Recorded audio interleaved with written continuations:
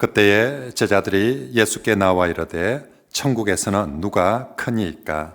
예수께서 한 어린아이를 불러 그들 가운데 세우시고 이르시되 진실로 너희에게 이르노니 너희가 돌이켜 어린아이들과 같이 되지 아니하면 결단코 천국에 들어가지 못하리라.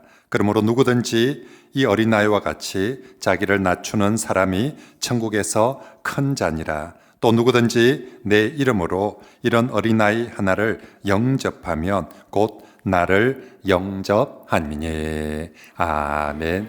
오늘 말씀에는 작은 자가 무엇인지에 대해서 우리에게 말씀하고 있습니다. 보통 한 나라나 또는 한 회사의 리더십이 교체될 시기가 되면 이 권력을 잡기 위해서 또 경영권을 장악하기 위해서 피 터지는 그런 진흙탕 싸움을 하게 되는 것을 많이 볼 수 있습니다. 롯데가 그랬고요. 또 한진이 그랬죠. 그리고 수많은 회사들이 그랬습니다. 지금 이 순간에도 서울에서는 공석이 된 그 권력을 장악하기 위해서 수많은 사람들이 수단과 방법을 가리지 않고 싸우고 있지 않습니까? 우리가 이런 정보에 대한 뉴스를 보면서 참 많은 생각을 하게 됩니다. 돈과 권력 앞에서는 정말 정의도 없고 형제와 부모도 없구나 하는 사실을 우리가 생각하게 되지 않습니까? 권력 다툼이나 또 돈을 위한 싸움은 우리 가운데서 쉽게 볼 수 있는 현상입니다. 아마 우리 주변에도 돈 때문에 관계가 깨진 그런 분들이 많이 계실 겁니다. 왜 그랬냐면요, 이 돈과 권력은 인간의 욕망이 가장 적나라하게 드러나는 부분이기 때문에 그렇습니다. 오늘 성경의 표현을 빌리자면 사람은 누구나 다 크고자 하는 그런 욕망을 가지고 있기 때문에 그렇습니다. 다른 사람보다 더 크게 되는 것을 우리가 세상적인 용어로 무엇이라고 표현을 하냐면 성공이라고 표현을 합니다. 다른 사람보다 더 많이 얻고 더 높은 위치에 오르게 된다면 우리는 그것을 소위 성공이라고 말을 하죠. 이 크고자 하는 이런 욕망은 현대인들에게만 있는 것이 아닙니다. 오늘 우리 성경에 나오는 예수님 당시의 제자들도 마찬가지였습니다. 제자들은 예수님을 따라다니면서 수많은 가르침을 들었습니다. 또 주님께서 행하신 기적들을 많이 보았습니다. 하지만 그들의 목표는 여전히 세상적이었습니다. 오늘 본문 1절을 보시면 제자들이 예수님께 나와서 질문하는 것을 볼 수 있습니다. 천국에서 누가 크니까? 이렇게 질문하는데 원문에는 그렇다면 이라는 단어가 앞에 있습니다. 그래서 이 질문이 앞의 내용과 이어진다는 것을 알 수가 있는 거죠. 그렇다면 천국에서 누가 크니까? 앞에서는 어떤 내용이 나올까요? 오늘 본문은 18장인데 17장 마지막 부분에 보시면 17장 22절에서 27절 그 말씀에는 두 개의 이야기가 나옵니다. 첫째는 17장 22, 23절인데 예수님께서 제자들에게 자신이 이제 장차 죽임을 당하게 될 것이다. 그리고 3일 만에 부활하게 될 것이다 라고 말씀하십니다. 이 말씀을 듣고 제자들은 어떤 반응을 보였냐면 17장 23절에 보니까 제자들이 매우 근심하더라 이렇게 말씀하고 있습니다. 여러분 왜 근심했을까요? 예수님께서 이제 죽으시고 3일 만에 부활하실 것이라는 그 말씀을 듣고 제자들이 왜 근심했을까요? 예수님을 걱정해서일까요? 그렇지 않죠. 예수님을 걱정해서라기보다는 예수님의 말씀하시는 이 말씀이 그들의 생각과는 너무나도 거리가 있었기 때문에 그렇습니다. 그들은 예수님이 메시아라면 당연히 이스라엘이라는 그 나라를 세우실 메시아일 것이고 그렇기 때문에 예수님이 죽어서는 안 된다는 겁니다. 근데 예수님은 지금 죽으실 것이라고 말씀하고 있는 거죠. 강대한 이스라엘이라는 그 나라를 세우고 그 안에서 이제 그들이 제자들이 한 자리를 차지를 해야 했습니다.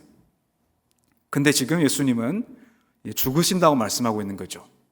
그래서 근심했습니다. 자, 이어서 24절부터 또 두 번째 이야기가 나옵니다. 이번에는 세금을 내는 문제에 있어서 예수님께서 하신 말씀이죠. 먼저 세상 임금들이 누구에게 관세와 국세를 받느냐? 자기 아들들에게냐? 아니면 타인에게냐라고 예수님께서 묻습니다. 그때 베드로가 이렇게 답하죠. 타인에게니이다. 그때 예수님께서 바로 뭐라고 말씀하시냐면 그렇다면 아들들은 세를 면하리라. 이 말씀을 듣고 제자들은 당연히 주님께서 말씀하신 그 아들들은 우리들일 것이고 그렇기 때문에 주님께서 세우시는 그 나라에서 당연히 이제 특권을 누리게 될 것이다. 이렇게 생각을 했던 것입니다. 그러니까 제자들이 생각하는 하나님 나라는 메시아가 오셔서 세우시는 강대한 이스라엘 국가이고 그리고 그들은 그 소위 하나님 나라에서 한 자리를 차지하는 것, 그것이 제자들의 목적이었습니다. 그래서 이 두 이야기 후에 제자들이 곧바로 질문을 한 것이 오늘 본문의 1절입니다. 그렇다면 천국에서 누가 크니까? 누가 큽니까? 누가 큰 자입니까? 이것이 당시 제자들의 가장 큰 관심사였습니다. 제자들에게 있어서 예수님의 순환과 죽음은 도저히 받아들일 수 없는 것이었습니다. 예수님은 죽으시면 안 되었습니다. 예수님을 통해서 강대한 나라가 세워지고 거기에서 그들이 한 자리를 차지해야 했습니다. 여러분, 오늘날 우리 그리스도인들은 어떻습니까? 우리가 예수님을 믿고 신앙생활을 하고 있습니다. 그런데 우리가 신앙생활을 하면서 우리도 큰 자가 되려고 하고 있지는 않습니까? 같은 값이면 좀 더 높은 위치에 올라가야 하고 될 수 있으면 이름을 내고 다른 사람을 부릴 수 있는 그런 자리를 선호하고 있지는 않습니까? 서울에 있는 대학교에 가야 하고 대기업에 취직해야 성공한 인생이라고 생각하지는 않습니까? 어떻게 하면 하나님을 조금 더 가까이 할 수 있을까 하는 것을 생각하는 것이 아니라 어떻게 하면 다른 사람보다 좀 더 부유하게, 좀 더 폼나게 살 수 있을까 하는 그런 생각을 하고 있지는 않습니까? 제자들의 이 질문, 그렇다면 천국에서 누가 크니까? 라는 이 질문은 어쩌면 오늘날 우리들의 질문일 수도 있습니다. 이 질문에 대해서 예수님께서 대답하시죠. 예수님 먼저 시청각적인 방법을 사용하셨습니다. 어린아이 하나를 불러서 제자들 가운데 세우셨습니다. 그리고는 이렇게 말씀하시죠. 3절의 말씀입니다. 함께 읽으시겠습니다. 시작. 진실로 너희에게 이르노니 너희가 돌이켜 어린아이들과 같이 되지 아니하면 결단코 천국에 들어가지 못하리라. 너희가 돌이켜 어린아이들과 같이 되지 아니하면 결단코 천국에 들어가지 못하리라. 주님께서 이렇게 답하셨는데 뭔가 제자들의 질문과 맞지 않는 느낌이 들지 않습니까? 동문서답인 것 같지 않습니까? 제자들의 질문은 누가 큰 자입니까? 누가 더 높습니까? 라는 질문인데 주님은 천국에 들어갈 수 있느냐 없느냐라는 답을 하십니다. 제자들에게 있어서 천국은 이미 들어간 거예요. 이미 따놓은 겁니다. 이미 당연한 겁니다. 이제 남은 것은 거기서 어떤 자리를 차지할 것인가, 또 어떤 복을 누릴 것인가 하는 그런 문제만 남은 것이죠. 여러분, 오늘날 많은 분들은 교회를 다니고 있는 것만으로 이미 구원받았다고 생각을 합니다. 때문에 더 이상 이제 구원의 문제를 생각하지 않습니다. 이 구원의 문제를 너무 쉽게 생각한다는 거죠. 교회를 다니고 있으니까 이제 남은 것은 어떻게 신앙생활을 잘 해서 나중에 하나님 앞에 가서 상을 받을 수 있을까? 이것을 생각합니다. 하지만 오늘 말씀에서 예수님은 말씀하십니다. 어린아이와 같이 되지 않으면 결단코 천국에 들어가지 못하리라. 어린아이와 같이 되지 않으면 결코 살 수 없을 것이다. 이렇게 분명하게 말씀하셨습니다. 여러분, 어린아이와 같이 된다는 것은 어떤 의미일까요? 여기서는 어린아이의 성품과 관련된 것이 아닙니다. 지위와 관련된 것입니다. 제자들이 했던 질문이 지위와 관련된 것이죠. 지금 어린아이와 같이 된다라는 것도 지위와 관련된 것입니다. 사실 큰 자가 되는 것과 하나님 나라에 들어가는 문제는 별개의 문제가 아니었습니다. 예수님은 이 어린아이와 같이 된다는 것이 무엇인지를 이제 4절에서 말씀하십니다. 그러므로 누구든지 이 어린아이와 같이 자기를 낮추는 사람이 천국에서 큰 자니라. 어린아이처럼 된다는 것은 어린아이의 낮은 지위에 관심을 가진다는 겁니다. 어린아이처럼 낮아져야 한다는 겁니다. 여러분 잘 아시다시피 유대 사회에서 어린아이는 아주 낮은 지위였습니다.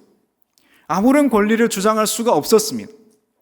지극히 낮은 존재였습니다. 심지어 사람 숫자를 셀 때에도 그 숫자에 어린아이들의 숫자가 포함되지 않았습니다. 예수님은 지금 진정 제자라면 어린아이처럼 자신을 낮추는 사람이고, 그리고 그 낮추는 사람이 작은 자가 천국에서는 오히려 큰 자라고 말씀하십니다. 당시 이 말씀을 듣고 있었던 제자들에게 예수님의 이 말씀은 아주 충격적이었을 것입니다. 마치 이런 경우와 같은 것이죠. 내가 하나님을 위한다고 열심히 일했습니다. 내 꿈과 목표를 열심히 펼치면서 이것이 하나님의 뜻입니다라고 생각하면서 열심히 살았습니다. 그런데 나중에 하나님 앞에 가서 그 앞에 섰을 때에 하나님께서 이렇게 말씀하시는 겁니다. 내가 나를 위해서 한 것이 무엇이냐? 그 말씀을 들을 때 얼마나 충격적이겠습니까? 하나님을 위해 열심히 일한다고 했는데 그것이 하나님을 위한 것이 아닐 수도 있다는 사실을 오늘 말씀에서 우리에게 가르쳐주고 있는 것입니다. 당연히 천국은 이미 받아놓은 것이라고 생각했는데 주님은 너희들이 지금 그렇게 살면 천국에 들어가지 못한다 라고 경고를 하십니다. 그래서 예수님은 이렇게 말씀하셨죠. 너희가 돌이켜야 한다. 이 돌이킨다는 것은 삶의 방향과 관심과 행동을 바꾸는 것이죠. 회개가 똑같은 그런 의미죠. 제자들에게 돌이키라고 하는 것은 그들의 철저히 세상적인 그런 생각으로부터 돌아서야 한다고 말씀하고 있는 것입니다. 큰 자가 되려는 그런 생각을 가지고는 절대로 하나님 나라에 들어갈 수가 없다는 거죠. 여러분, 우리가 큰 자가 되고자 하는 그런 생각을 가지고 살아간다면 우리도 하나님 나라에 들어갈 수가 없습니다. 이것은 제가 한 말이 아니고 예수님께서 하신 말씀입니다. 역설적이게도 천국에서 더 큰 자는 어떤 사람인가? 어린아이처럼 작은 자라고 말씀하고 있습니다. 여러분, 우리의 관심은 어디를 향하고 있습니까? 여러분, 우리는 큰 자가 되려고 몸부림치고 있지는 않습니까? 아주 중요한 문제겠죠. 하지만 예수님은 분명히 말씀하십니다. 너희는 돌이켜야 한다. 어린아이와 같이 되지 아니하면 결단코 천국에 들어가지 못할 것이다. 여러분, 우리 모두 주님께서 말씀하신 이 어린아이와 같은 작은 자가 다 되시길 바랍니다. 우리 모두 작은 자가 되어서 날마다 이 천국 백성으로서의 이 특권을 누리면서 살아가셨으면 좋겠습니다. 자, 그렇다면 어떻게 우리가 이 어린아이와 같은 작은 자가 될 수 있을까요?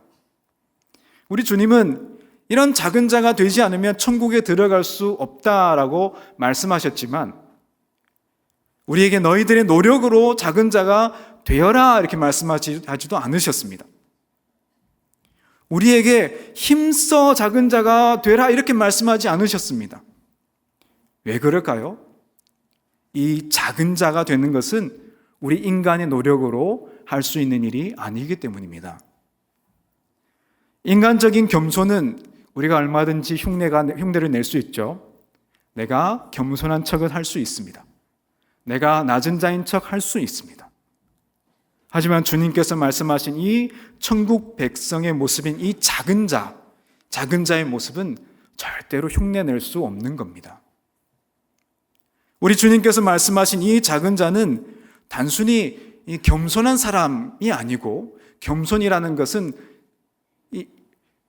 물론 작은 자에게서 겸손이 자연스럽게 풍겨나지만, 겸손한 사람이라고 해서 오늘 성경에 말하고 있는 작은 자라는 것은 아닙니다. 사실 이게 쉽지는 않습니다. 오늘 본문에 나오는 제자들의 모습을 봐도 그렇습니다. 제자들이 주님의 가장 가까운 곳에서 보고 듣고 함께 했음에도 불구하고 그들의 이러한 생각은 변하지가 않습니다.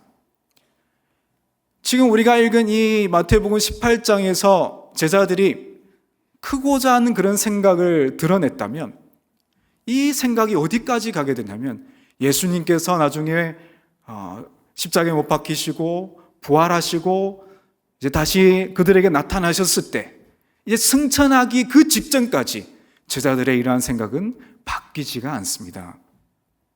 사도행전 1장에 보시면 부활하신 예수님께서 이제 승천하시기 전에 제자들에게 당부하는 말씀이 나오는데요. 1장 4절에서 이렇게 말씀합니다. 예루살렘을 떠나지 말고 내게서 들은 바 아버지께서 약속하신 것을 기다리라. 성령을 기다리라고 말씀하신 거죠. 그래서 제자들은 6절에서 이렇게 말합니다.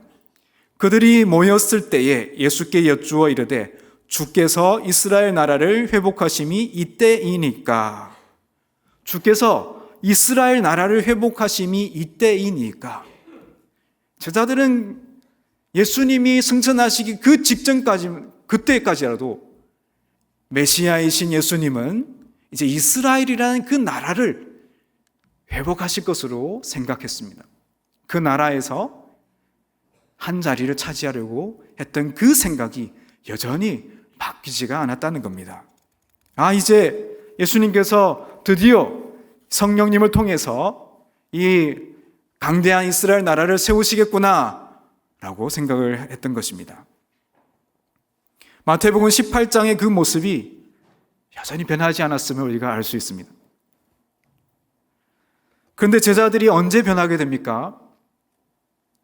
오순절 성령 강림하니까, 성령께서 이 제자들에게 임하시니까, 각 사람에게 성령이 충만하게 부어지니까 사람이 확 바뀌게 됩니다.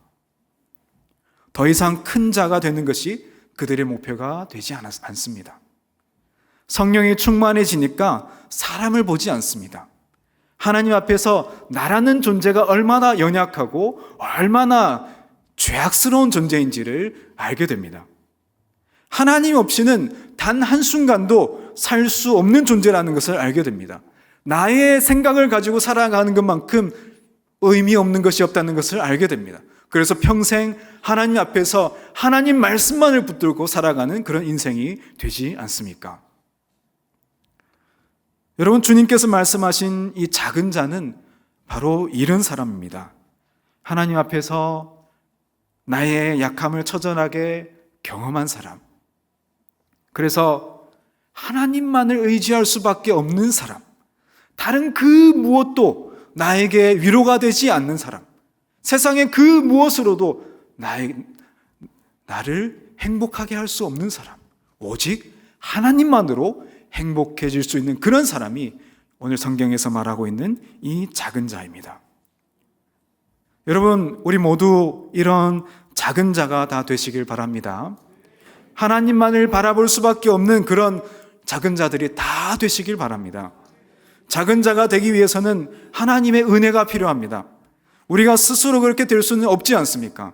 하나님께서 성령을 통해서 우리에게 역사하셔야만 우리가 내 자신이 얼마나 연약하고 죄악되고 교만한 존재인지를 깨달을 수 있습니다.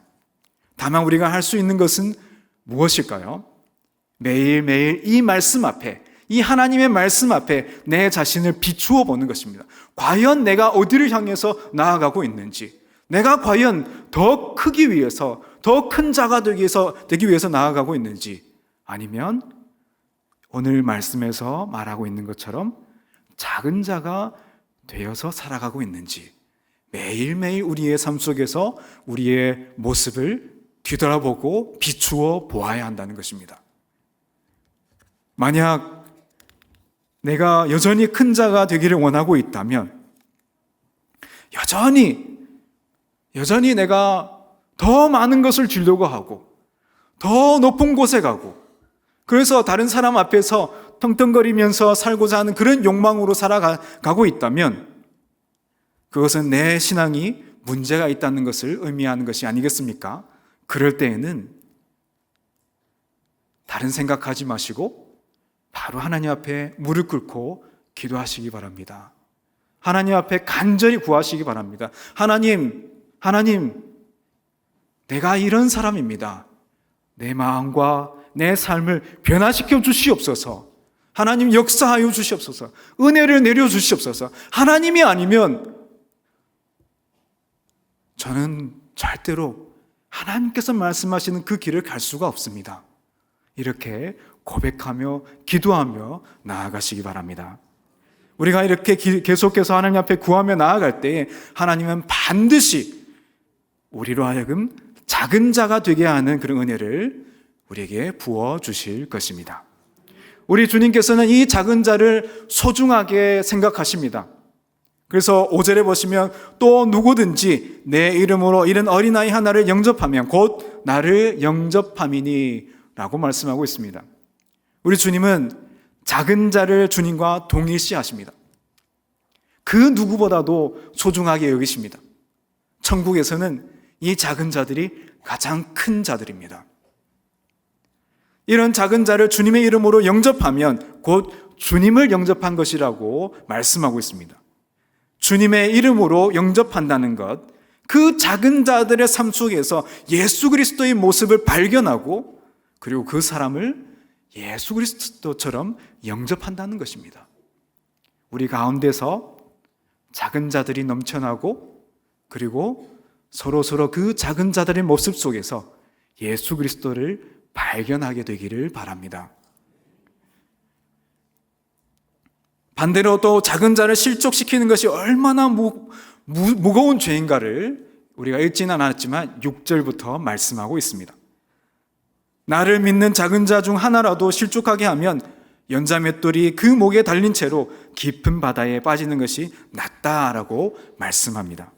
그만큼 우리 하나님만 의지할 수밖에 없는 이 작은 자들은 다 소중한 존재들이라는 것입니다. 여러분, 우리가 이런 작은 자가 되어야 하겠습니다. 제가 이 교회에 부교역자로 부임해서 여러분들과 함께 이 작은 자가 되기 위해서 힘써 갈 것입니다. 우리 모두 이 작은 자를 주의 이름으로 서로 영접하고 서로의 모습 속에서 예수 그리스도의 모습을 발견하고 서로 정금같이 단련되어져서 하나님 앞에 가장 아름다운 하나님의 종으로 빚어져 가게 되기를 소망합니다. 사랑하고 축복합니다.